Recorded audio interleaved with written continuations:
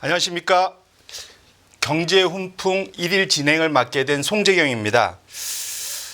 지난 새벽 그 미국의 마이크론 잘 아시죠? 그 3월과 5월까지 그 진행되는 그 3분기 실적, 그들은 이제 3분기 실적이라고 얘기하는데요. 실적 발표가 있었습니다. 그 우리보다는 한 달 좀 빠르죠. 그러다 보니까 이 반도체 업계의 실적 풍향계라고 보통 불려집니다. 그래서 우리가 이번 마이크론을 통해서 앞으로 반도체 시장이 어떻게 진행될지 한번 좀 더 확인을 하고 알아보려고 합니다. 오늘 HSL 파트너스 이영수 대표와 함께합니다. 안녕하십니까? 네, 안녕하십니까? 마이크론 실적이 드디어 새벽에 발표가 됐습니다. 좀 보셨을 것 같은데 어떻게 보셨을까요? 네, 뭐 이게 시간 외 반응을 보면 거의 뭐 정확한데요. 4% 가까이 이제 상승하고 있는데 서프라이즈 나왔습니다. 네. 그리고 이제 사실 요즘에는 실적 그 자체보다도 이 가이던스가 중요한데요. 다음 분기 가이던스도 굉장히 좋게 나왔습니다. 일단 매출은 이번에 930억 달러가 나왔고요. 이제 EPS는 1.91달러. 다 시장 컨센서스 대비해서 아웃퍼폼을 했고, 그리고 이제 다음 분기 가이던스 같은 경우는 107억 달러 매출, 그리고 이제 GPM은 이제 44%를 제시를 했는데요. 뭐 주목할 만한 부분은 결국 HBM, 그리고 이제 DDR5 같은 경우도 이제 서버 쪽 매출 비중이 굉장히 호조를 보이고 있습니다.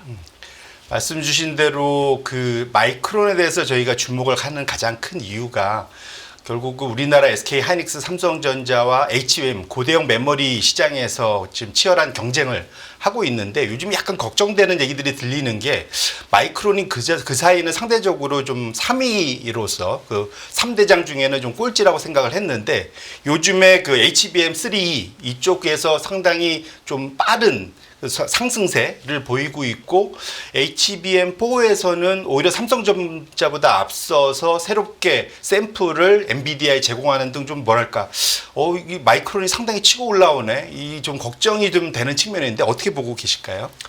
네, 일단 그 HBM 시장은 SK 하이닉스가 거의 뭐 주도하고 있다고 보면 되는데 여기서 이제 사실 올해 굉장히 SK 하이닉스 입장에서 걱정했던 부분은 삼성전자가 여기 이제 들어오는 거에 대해서 굉장히 많이 우려를 했었거든요. 근데 실제로 삼성전자가 지금 HBM 시장에서 뭔가 보여준 거는 별로 없고요. 오히려 3등 메모리 사업자인 이제 마이크론이 오히려 굉장히 좀 잘 호조를 보이고 있는 상황이고, 특히나 이제 HBM3 같은 경우 이제 8단에서 12단으로 지금 전환되고 있는 상황인데 여기서 이제 마이크론이 최근에 좀 좋은 성과를 보이고 있고요. 그리고 요 다음 버전이 이제 엔비디아의 루빈이라는 칩 GPU에 들어가는 HBM4가 이제 중요한데 여기는 이제 일단 SK 하이닉스는 이미 그 작년에 거의 개발을 최근에 거의 개발을 완료했고 양산하는데 크게 문제가 없는 상황이고요. 마이크론도 이런 속도라면 HBM4도 삼성전자보다 먼저 들어갈 가능성이 높다 이렇게 보고 있습니다. 그래서 그럴까요? 시장의 반응이 상당히 좀 뭐랄까, 좀 회사별로 조금 다르게 나타나는 것 같은데요. 올해 보니까 마이크론 주가가 50%, 연초 대비 이제 한 50%, 오늘 시장 외가까지 올라면 한 54, 5% 올라갔겠네요. 거기에 플러스 물론 이제 우리나라 SK 하이닉스가 한 65% 뭐 올라가면서 이제 가장 1등이고 상대적으로 삼성전자는 그거보다는 조금 못한 오히려 엔비디아하고 비슷한 한 14, 5% 정도 지금 성과를 걷고 있긴 한데요. 이 기본적으로 어떻게 지금 이 주가의 흐름에 대해서는 어떻게 보시는지 좀 부탁드립니다. 일단 이제 그 HBM이라든지 결국 그 최종 수요처가 AI 쪽이잖아요. 특히나 AI 인프라 쪽인데 그쪽은 계속해서 지난 2년 동안 수요가 계속해서 탄탄하게 좋았었고요. 그리고 이제 요게 이제 어떻게 보면 B2B잖아요. 이제 기업들이 사는 거잖아요. AI 서버 인프라 쪽은 특히나 이제 미국의 빅테크 기업들이 사는 거고 이제 삼성전자가 지금 집중하고 있는 쪽은 B2C 쪽입니다. 그래서 스마트폰이나 이제 PC 같은 내구 소비재들이거든요. 그게 완전히 양극화가 됐습니다. 수요 자체가. 그렇기 때문에 이제 삼성전자 같은 경우는 B2C 쪽에 오리엔트 돼 있다 보니까 오히려 커머디티 우리가 흔히 이야기하는 전통 메모리 쪽에 어떤 그 주가가 굉장히 많이 연동이 되는 측면들이 있고 오히려 SK 하이닉스 같은 경우는 SK 하이닉스, 엔비디아, 대만의 TSMC가 약간 그 삼각 동맹처럼 연동돼서 주가가 가는 흐름들이 있었거든요. 그게 최근에도 여실히 그런 흐름들을 보여주고 있다고 볼 수 있고 특히나 최근에 SK 하이닉스가 특히나 6월에 굉장히 퍼포먼스가 좋았잖아요. 맞습니다. 주가 퍼포먼스가 좋았는데 이거는 이제 외국인 수급들이 6월 들어서 이제 새 정부에 대한 기대 모멘텀도 있고 이제 아무래도 뭐 상법 개정이라든지 뭐 배당 분리과세 이렇게 이제 거버넌스 쪽에 뭔가 이제 어떤 멀티플 리레이팅 될 수 있는 요인들이 생기다 보니까 이제 급하게 채워야 되잖아요. 한국 시장 비중을. 왜냐하면 이제 사실 대선 이전까지만 해도 MSCI 그 지수에서 우리나라가 이머징으로 되어 있는데 사실 9%까지 낮아져 있었어요. 그러니까 외국인 수급이 거의 비어 있었던 상황이거든요. 근데 갑자기 한국 시장의 비중을 늘리려고 하니까 제일 급하게 담을 게 결국 SK하이닉스거든요. 그러니까 지금은 사실 외국인들이 그냥 그 위에 있는 호가를 치면서 그냥 매수하고 있는 상황이라고 보시면 될 것 같습니다. 예, 뭐 우리나라 워낙 지금 올해 들어서 전 세계 사실 1등 수익률을 내고 있고 그것을 이끄는 게 과거에는 한국 시장 코스피가 잘 된다면 삼성전자였는데 격세지감 느낍니다. 이제 SK 하이닉스가 우리나라의 한국 시장의 대장주, 먼저 이렇게 확실히 입장이 좀 바뀐 그런 상황이 좀 바뀐 것 같습니다. 말씀 주신 대로 우리가 앞에 모두에도 얘기했지만 마이크론이 실적 풍향계 이제 3월부터 5월까지의 실적을 가지고 발표하다 보니까 우리가 다음 달에 있을 삼성전자, SK 하이닉스의 실적을 좀 미리 엿보기 뭐 이런 걸 할 수 있어서 마이크론의 또 이번 실적 발표가 상당히 의미가 있을 것 같은데요. 우리나라의 반도체 이 양대장의 그러한 향후 실적 전망 이거 어떻게 보실까요? 일단 SK 하이닉스는 크게 걱정이 없을 것 같습니다. 왜냐하면 HBM 쪽이 원래 생각했던 수요보다 훨씬 좋고요. 그리고 이제 최근에 이제 그 내년 어떤 그 계약 HBM 계약을 진행하고 있는 걸로 알고 있는데 뭐 요게 지금 굉장히 분위기가 좋은 것 같습니다. 그리고 HBM3 지금 8단에서 12단으로 전환 중인 상황인데 마이크론이 최근에 이제 많이 그 좋은 성과를 보이고 있지만 올해 당초 생각했던 것보다 약간 속도감이 안 나는 측면들도 있거든요. 그러니까 12단에서 여전히 공급 우위입니다. SK하이닉스가. 그래서 요번 분기 실적에서는 제가 보기에는 크게 오히려 더 시장 기대치보다 더 잘 나갈 가능성이 높고요. 삼성전자 같은 경우는 B2C 쪽이 아무래도 좀 집중돼 있다 보니까 일단 이번 분기 실적에는 제가 보기엔 크게 뭐 나쁘진 않을 것 같습니다. 왜냐하면 그 90일 유예 관세 유예가 있었고 그 사실 그 유예 조치 사이에 재고를 미리 땡겨놨거든요. 이제 수요 업체들이. 그래서 이제 다음 분기 가이던스에 대한 이제 걱정이 있는 거죠. 삼성전자 같은 경우는. 그러면 B2C 쪽은 아무래도 다음 분기 가이던스가 좀 이제 우려가 되는데 그런 것들 우려를 해소해 주려면 HBM 쪽에서 뭔가 모멘텀을 보여줘야 되는데 지금 삼성전자는 HBM 가지고는 뭔가 모멘텀을 보여주기는 쉽지 않습니다. 그래서 오히려 지금 삼성전자의 모멘텀은 삼성 파운드리 쪽에 좀 있지 않을까 생각합니다. 그렇군요. 확실히 말씀 주신 대로 저도 최근에 이제 그런 증권사 리포트나 이런 걸 보다 보니까 아이러니하게도 소위 수요는 트럼프 덕분에 상고하죠. 상반기에 땡겼어. 미리 땡기는 수요가 상당히 범용 반도체는 이런 쪽이 상당히 좀 많아 삼성전자한테 호재였는데 이러다 보니까 하반기는 거꾸로 공급 사이드에서 상저하고 공급이 좀 많아질 거에 대한 두려움, 우려 뭐 이런 것들도 꽤 있더라고요. 그 말씀 주신 거하고 삼성전자 쪽의 전략하고 좀 일맥상통하는 면이 있는 것 같습니다. 좀 어떻게 보시는가요, 그거는? 네, 이게 사실 그 블랙박스거든요. 근데 어느 정도 추정 가능할 것 같습니다. 그래서 지금 어떻게 보면 상반기 중에 그 하반기에 쓸 재고를 미리 땡겨놨다고 볼 수 있고 이게 그리고 계속해서 이제 관세율 자체가 사실 말이 안 되는 수준이었잖아요. 그리고 이제 그 반도체 같은 경우 산업별로 또 관세가 있는데 이게 뭐 반도체 관세를 부과하면 세트에 대해서 관세를 면제해 주는지 뭐 이런 거에 대한 것도 굉장히 불확실했었고요. 이제 그런 것들 때문에 이제 선재고 수요가 꽤 많았다고 보는 게 합리적일 것 같고 그런 부분에 대해서도 이제 그 공급업체들도 충분히 인지를 하고 있습니다. 그래서 그런 쪽은 감산으로 좀 대응을 하고 있는데 아무래도 뭐 그 라인을 스위치를 끄거나 이런 것보다는 아무래도 이제 이번에 좀 미뤄뒀던 테크 마이그레이션 그러니까 이제 노후화된 설비들을 좀 전환하는 그런 쪽으로 좀 많이 진행을 하고 있는 것 같습니다. 예. 지금 정부의 지원, 규제 이쪽으로 한번 약간 우리 시각을 한번 바꿔보면 좋을 것 같은데요. 말씀 주신 대로 우리도 이제 신임 정부가 들어와서 AI 투자 밀겠다고 하고 이 반도체 산업 상당히 좀 강력하게 지원하겠다 이런 의지를 보이고 있습니다. 근데 우리뿐만 아니라 당연히 미국도 트럼프가 들어와서 자국으로의 그러한 일자리 창출, 그다음에 중국 견제를 위해서 다양한 바이든 때 했던 규제를 일부는 좀 약화시키나라는 기대가 있었지만 생각해 보면 더 세지면 세졌지 약해질 이유는 없겠다. 그런 측면에서 놓고 보면 최근에 우리가 특히 이제 SK 하이닉스 우리가 잘 나가는 SK 하이닉스 같은 경우는 중국에서의 생산의 의존도가 상당히 높은데 공장들이 다 중국에 많이 있지 않습니까? 근데 이쪽으로 미국에서 생산된 그 반도체 장비들 공급을 못하게 하겠다. 못 갖고 들어가서 그러면 이 생산하는데 어렵지 않겠냐 이런 우려들. 그러니까 항상 지금 SK 하이닉스 뭐 나빠 보이는 게 하나도 없지만 만에 하나 여기 혹시라도 이게 미국 정부가 마이크론을 밀어주려고 또 이렇게 하는 거 아닌가 이런 우려도 섞인 이제 얘기들도 나오는데 그쪽은 좀 어떻게 보실까요? 일단 이제 우리나라 같은 경우는 그 중국의 팹이 많습니다. 그리고 SK 하이닉스가 좀 더 이제 심각한 상황이죠. 왜냐하면 삼성전자는 낸드 플래시 팹밖에 없어요. 그러니까 시안에 있는 낸드 플래시 팹에서 많게는 40%까지 낸드 생산 비중을 차지하는데 사실 낸드는 디램에 비해서는 약간 좀 그렇게 이제 첨단 기술에 대한 그런 것들이 조금 덜하긴 합니다. 근데 이제 SK 하이닉스 같은 경우는 우시에서 디램을 생산하는 비중이 40%까지 되고 있고요. 그리고 이제 낸드 같은 경우도 인텔의 솔리다임을 인수했잖아요. 그래서 이제 그런 쪽도 이제 낸드 플래시 생산 비중도 한 30% 이상 되는 상황이기 때문에 아무래도 지금은 디램 쪽에 뭔가 이제 제재가 들어간다 그러면 이제 이 팹들을 우시 팹을 테크 마이그레이션을 못하게 된다 그러면 이제 문제가 될 수 있는 건데 제 개인적인 생각으로는 이거는 일종의 그 협상을 위한 으름장 정도라고 생각하고 있습니다. 왜냐하면 SK 하이닉스를 지금 만약에 뭐 이렇게 목줄을 죄서 만약에 마이크론을 밀어주기 위해서 만약에 SK 하이닉스의 디램 생산에 차질을 준다 그러면 이게 공급망 자체 영향이 굉장히 큽니다. 그리고 그 영향은 결국 미국 빅테크들의 AI 경쟁력을 깎아먹을 수밖에 없거든요. 이제 그런 것들을 생각해서 제가 보기에는 뭔가를 이제 트럼프가 얻기 위해서 뭔가 좀 이제 협상에 뭐 카드로서 내미는 거 아닌가 생각합니다. 맞습니다. 요즘에 트럼프가 하는 걸 보면 액면 그대로를 믿으면 안 되겠다. 뭐 이런 생각도 좀 드는 엄청나게 짧게 특히 2주간 뭐 이런 얘기하면 다 그대로 믿으면 안 되겠더라고요. 그런 말씀 비슷한 맥락인 것 같습니다.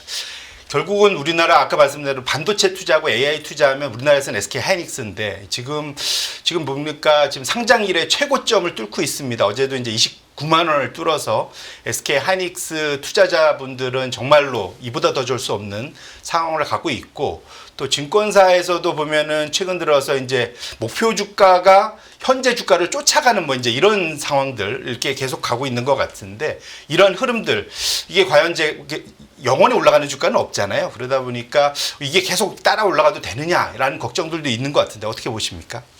일단 저는 이제 이번 달까지는 크게 뭐 걱정은 없을 것 같습니다. 일단 뭐 이번 주도 이제 이틀밖에 안 남았네요.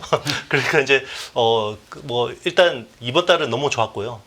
그래서 이제 이게 결국은 주가를 이렇게 올려놓은 거는 외국인 수급이 급하게 들어오는 영향이 있다고 볼 수 있는데 7월은 조금 이제 저는 조금 소강 상태로 접어들지 않을까 생각을 하는데 7월 시장이 녹록지 않습니다. 일단은 미국의 그 부채한도 협상 이슈가 있고요. 그리고 트럼프 대통령의 90일 관세 유예 조치가 이제 그 다 돼가잖아요. 그러면 이제 이게 또 어떤 식의 또 블랙스완이 나올 수도 또 알 수 없는 거고. 그래서 일단 그 지금 펀더멘탈 자체는 굉장히 더 올라갈 수 있는 특히나 AI 쪽은 이것도 AI와 논 AI는 또 이제 구분해야 되긴 한데 AI 쪽 수요는 계속해서 좋을 수가 있다고 생각하는데 그동안 이제 제가 걱정했던 게 그거거든요. 그동안 AI 수요를 견인해왔던 거는 미국의 빅테크잖아요. 네. 빅테크들의 AI 군비 경쟁이었는데 올해 그 주요 빅테크들의 AI 캐펙스가 전년 대비해서 거의 45%, 50% 가까이 되거든요. 근데 내년에는 사실 성장률이 꺾이잖아요. 그러니까 뭐 주식 올해 경험하시면 아시겠지만 성장률이 사실 주가하고 연동되는 측면들이 있지 않습니까? 엔비디아도 사실 계속 성장했지만 성장률이 꺾이면서 이제 사실 주가가 한번 크게 조정을 받기도 했고요. 그 AI 캐펙스에 대한 그 내년 이제 전망이 좀 이제 불확실하다 보니까 하반기 AI 밸류 체인의 주가를 좀 이제 걱정하는 상황이었는데 또 이게 변수가 생긴 게 이제 트럼프가 중동을 열어줬어요. 중동 시장을 열어주면서 이제 소버린 AI라고 하는 이제 그 자국어 기반의 AI 쪽에 이제 인프라 투자, 우리나라도 마찬가지죠. 그런 쪽에 이제 수요처가 이제 나오면서 그러면 빅테크들의 어떤 이제 성장률이 또 약간 꺾이는 부분을 소버린 AI에서 뭔가 커버할 거다라고 이제 보고 있지만 저는 여기서 약간 좀 우려하는 거는 기업들이 의사결정하는 속도하고 정부가 의사결정하는 속도는 다르지 않습니까? 맞습니다. 그러니까 이제 기업들은 자기네들이 이사회 특히나 이제 창업자들이 뭔가 의사결정을 하면 빨리빨리 진행되는 게 있는데 정부는 사실 재정을 써야 되기 때문에 의회 인준도 받아야 되고 그게 각국 나라마다 사실 좀 복잡한 측면들이 있는데 물론 하긴 할 겁니다. AI 뭐 소버린 AI 투자는 하긴 할 텐데 그 타임 갭이 한 번에 어떤 조정의 빌미가 될 수도 있을 것 같다 이런 생각을 합니다. 예, 맞습니다. 뭐 우리나라도 그렇고 전 세계적으로 기본적으로 정부의 뭔가를 그 소위 말하는 조달에 들어가면은 최저 입찰제 뭐 이런 것이 기본적으로 깔려 있잖아요. 그래서 이렇게 없어서 못 파는 못 사는 뭐 이런 시장에서는 과연 정부의 그런 기준들이 기본적으로 기준들이 상당히 그것이 말씀하신 대로 제대로 그 시의적절하게 투자가 될 거냐에 대한 걱정 그 되게 상당히 의미 있다고 보고요. 또 대표님께서 잘 지적해 주셨는데 저도 걱정이 지금 우리 반도체 업계에서 생각하는 내년도의 그러한 성장률 이런 거 보면은 말씀 주신 대로 빅테크 업체들이 미국에 있는 M6들이 그러니까 엔비디아 제한 M6들이 성장 그 캐펙 성장률이 거의 30% 이상 유지가 돼야 되는데 실제로는 지금 빅테크 커버하는 그 애널리스트들의 지금 내년도 분위기는 한 자릿수대로 좀 내려오고 있는 것 같아요. 그래서 눈높이가 엄청 좀 차이가 있어서 그 분야를 말씀 주신 대로 정부의 쏘버린 AI 투자가 얼마나 그거를 소위 넘쳐나게 더 끌어올릴 수 있겠느냐.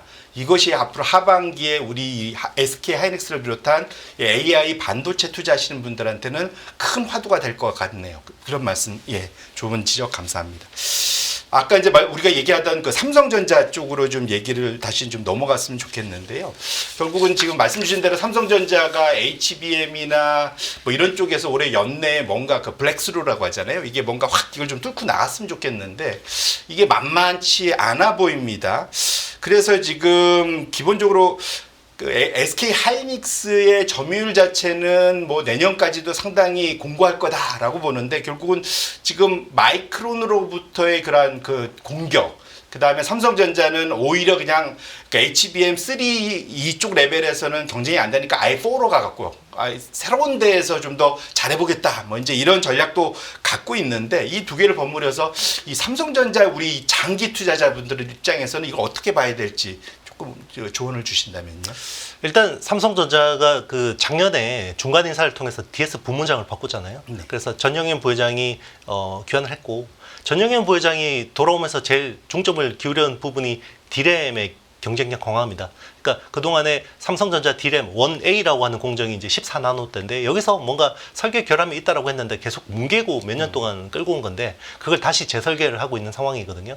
그래서 지금 이제 올해 요게 다 걸려 있는 겁니다. 왜냐면 1A에 대한 재설계가 돼야지 DDR5나 이제 HBM3E 이쪽도 이제 뭔가 개선이 될 수 있는 건데 뭐 어쨌든 최근에 나오는 좋은 소식은 1C라는 그 D램이 그러니까 1B는 지금 사실상 건너뛰는 것 같습니다. 그래서 1C라는 게 이제 11나노 정도를 보고 있는데 1C 쪽의 수율이 그래도 연구 랩 단계에서는 많이 올라와서 지금 이제 양산 투자를 할 것 같다 연내 뭐 이런 이야기가 있는데 사실 이제 시장이 소부장주들이 관련주들이 하나도 안 움직이더라고요. 그러니까 이제 시장도 이제 지친 것 같아요. 삼성전자의 희망 고문에 대해서 좀 많이 지친 것 같은데 그런 부분은 저는 내년에는 뭔가 좀 가시화될 수 있을 거다라고 보고 있고 그리고 지금 오히려 삼성전자의 모멘텀은 메모리보다는 이제 파운드리 쪽을 좀 보고 있습니다. 그래서 파운드리 쪽이 어쨌든 삼성전자가 TSMC에 비해서 기술 격차가 더 많이 벌어지고 있고 마켓쉐어도 벌어지고 있는 것도 명확하긴 하지만 어쨌든 지금 TSMC가 다 못 채워주는 부분들이 있거든요. 그리고 어떤 7나노 미만, 5나노대의 이 파운드리를 할 수 있는 회사는 전 세계 2개밖에 없잖아요. 네. TSMC하고 삼성 파운드리밖에 없기 때문에 거기에 낙수 효과를 좀 누릴 수 있고 그리고 국내에서도 소버린 AI를 하기 위해서 AI 인프라 투자를 하기 위해서 100조 원이라는 이제 돈을 쓰기로 했잖아요. 그러면 이거를 그 엔비디아 GPU도 많이 써야 되지만 국내에서 ASIC 이재명 대통령의 첫 번째 후보 행보가 필요사 AI라는 ASIC 업체를 방문한 거거든요. 거기에 AI 가속기 업체잖아요. 그러니까 AI 가속기를 국내 AI 가속기를 써서 이제 일을 할 텐데 파운드리를 TSMC에서 맡겨가지고 한다 그러면 이게 낙수 효과가 대만적으로 가게 되지 않습니까? 사실 그런 부분들을 다 배려를 했을까, 안 배려를 했을 거라고 생각합니다. 그래서 삼성 파운드리 쪽으로도 이제 수혜가 있을 거다. 그리고 당장 삼성 파운드리가 지금 빅테크 수주 쪽으로 굉장히 많은 심혈을 기울이고 있는데 이제 지금 제일 유력한 회사가 테슬라죠. 테슬라가 아무래도 TSMC의 어떤 파운드리 서비스에 대해서 굉장히 많은 불만을 가지고 있고요. 그것 때문에 이제 삼성 파운드리 쪽으로 많은 지금 테스트를 하고 있는 것 같습니다. 그리고 퀄컴도 메인 모델은 아니지만 약간 마이너한 모델을 이제 삼성 파운드리에 맡겨보고 한 2나노 칩을 지금 테스트 해보려고 진행 중인 것 같고 그래서 삼성 파운드리는 이제 TSMC하고 기술 경쟁할 생각은 없는 것 같아요. 그래서 지금은 2나노 쪽에 거의 올인하고 있는 상황이고 지금 그 CTO를 맡고 있는 남서구 사장이 2나노 양산을 위한 태스크포스 팀장을 맡고 있습니다. 그래서 지금 이쪽을 거의 올인하고 있다고 보시면 됩니다. 예, 지금 말씀 주신 대로 저도 이제 지금은 파운드리 그러니까 소위 비메모리 이렇게 얘기하지만 제가 2000년도에 어쨌든 삼성 계열사에서 근무를 할 때 삼성전자 분들을 매달 만났던 기억이 나고 그분들이 시스템 LSI 이런 이름으로 상당히 뭐랄까 앞으로 이것이 이제 전 세계의 80% 반도체 전체 시장에 80%이기 때문에 우리는 여기서 더 클 거다 이렇게 늘 자신감 있게 얘기했는데 그 얘기가 벌써 25년이 됐는데도 아직까지 못 내고 있는데 좋은 지적이신 것 같습니다. 지금 저도 이게 과연 될까 이런 걱정을 하고 있고 사실은 작년 하반기에는 정말로 상당히 우호적이던 투자자들을 넘어서 언론까지 다 해갖고 삼성 파운더리 다 분사해라. 아니면 뭐 하지 마라. 먼저 이런 얘기를 했는데 오히려 지금 말씀 주신 대로 정부 차원에서 이것을 육성한다면 말씀 주신 대로 TSMC에 돈이 가는 쪽보다는 국내에서 이것을 투자하게끔 만들어준다. 이렇게 보면 삼성전자한테 시간도 벌어지고 국가 기관 산업으로 키울 수 있다. 이런 측면에서 놓고 보면은 상당히 뭐랄까 좀 더 기다려 볼 수 있는 여유가 생길 수 있다. 거기서 말씀 주신 대로 뭔가 효율이 조금씩 좀 양산 가능성이 높아진다면 삼성전자 지금은 사실은 미운 오리 새끼인데 조만간 백조로 좀 이쪽 분야가 좀 바뀌어졌으면 좋겠다 이런 생각이 듭니다. 꼭 한번 기대를 해봐줬으면 좋겠습니다. 마지막으로 지금 코스피 홀로 이제 이렇게 쭉 올라가고 있는데 올해 하반기에 삼성전자, SK 하이닉스 여전히 어떻게 보시는지 좀 마무리 부탁드립니다. 일단 하반기도 계속해서 우상향할 수 있는 어떤 에너지는 남아 있다고 생각하는데 아무래도 좀 울퉁불퉁할 것 같아요. 그게 이제 뭐 반도체 업황 사이클의 문제라기보다는 아무래도 매크로라든지 뭐 이런 영향들이 있고요. 그리고 지금 이제 제일 걱정하는 거는 미국 부채 한도 협상입니다. 사실 부채 한도 협상 문제가 해결이 돼야지 트럼프 대통령의 어떤 핵심 정책은 관세와 감세잖아요. 그러니까 관세는 이미 상반기에 다 때렸고요. 하반기가 이제 감세를 위한 뭔가 기반이 필요한데 그게 부채 한도 협상에서 풀려야 되는 건데 어쨌든 미국도 이제 민주당이 야당인데 민주당 입장에서는 내년 예산하고 이걸 엮어서 같이 하려고 하는 측면이 있는 것 같습니다. 그래서 7월에는 제가 보기에는 유예를 할 것 같고요. 한 3개월 정도 유예하고 9월에 본게임이 될 것 같은데 7월과 9월에 요 두 개 이벤트가 제가 보기엔 제일 허들이 아닐까 생각합니다. 예, 감사합니다. 지금 기분 한참 좋을 텐데요. 국내에서 주가도 올라가고 시장도 올라가고 또 개별 종목 주가도 올라가고 상당히 좋은데 언제 어떤 리스크가 있는지를 우리 또 대표님께서 잘 지적해 주셨습니다. 오늘 말씀 감사합니다. 네, 감사합니다. 매일 돈을 쓰는데 그 가치는 누가 정할까요? 정답은 슈퍼달러 슈퍼리치에 있습니다. 복잡한 공식은 빼고 투자 타이밍을 잡는 환율의 핵심만 담았습니다. 빠르게 변화하는 금융시장, 그 중심엔 언제나 환율이 있습니다. 오늘부터 환율과 썸 타볼까요?